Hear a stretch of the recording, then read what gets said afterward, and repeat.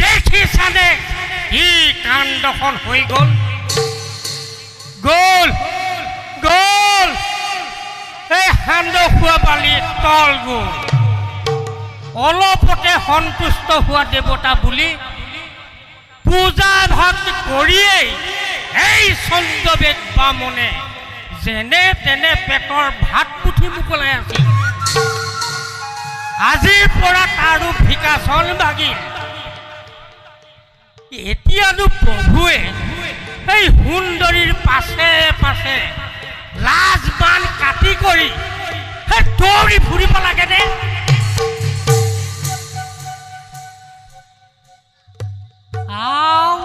আহা পানেশ্বৰী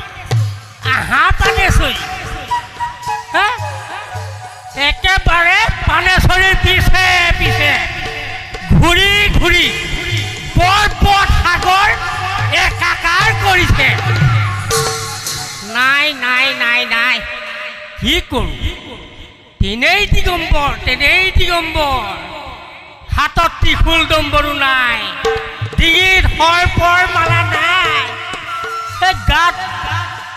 বাঘৰ চালো নাই তেনেই দিগম্বৰ হৈ সুন্দৰীৰ পাছে পাছে কেৱল আহা পানেশ্বৰী নাই নাই নাই নাই নাই নাই নাই এইদৰে নহ'ব এই পূজা ভাগকে কৰি প্ৰভুক যেনে তেনে এই কামৰ পৰা ঘূৰাব লাগিব ওম নমঃ শিৱায় বিষ্ণু ৰূপায় বিষ্ণু শিৱ ৰূপিণে অনাদি জগদীশায় নমো হৰি হৰাত্মনে ওম নমঃ শিৱায়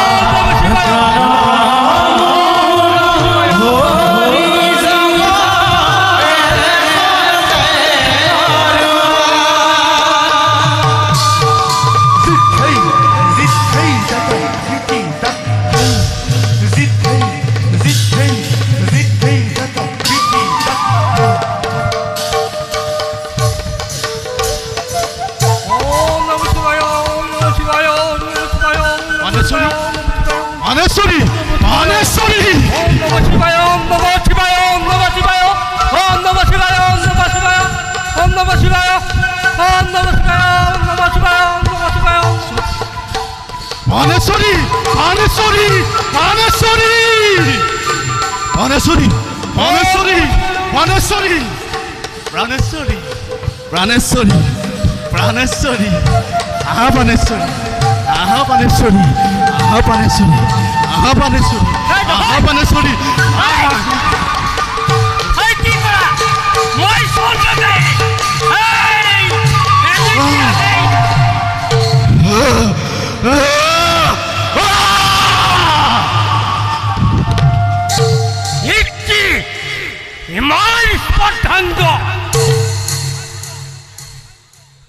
ব্ৰাহ্মণেৰ ব্ৰহ্ম শক্তি ঈশ্বৰ হয়ে তুমি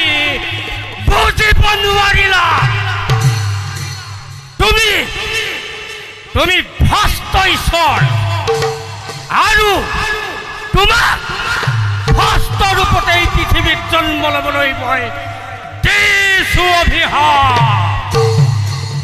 উন্মত্ত হস্তিয়ে যেনেকৈ কামাসক্ত হৈ হস্তিনীৰ পিছে পিছে দৌৰি ফুৰে তুমিও যিহেতু ঠিক তেনেকৈয়ে সুন্দৰীৰ পাছে পাছে ঘূৰি ফুৰিলা ধৈৰ্যই অসুৰ গজকেতুৰ ৰূপত তোমাৰ এক ৰূপ পৃথিৱীত নহওঁ আৰু সেই অসুৰে দেহৰ অৰ্থবাদ গজৰ আকৃতি লৈ তোমাৰ এই কলংকিত কামনাৰ কাহিনী জগতত প্ৰকাশ কৰিব। ভস্ত ঈশ্বৰ মহাদেৱ এই চন্দ্ৰবেদ ব্ৰাহ্মণে তোমাৰ